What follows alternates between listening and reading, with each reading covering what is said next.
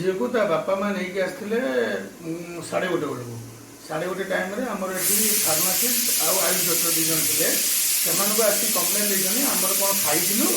आम खाद्य खाइलु आम पेट गोली गांधी होती बांति टे लगुच तथापि सहित ता भौणी जन आसला तो से बड़ झीलटा आम आंटीबायोटिक इनफ्यूजन लगी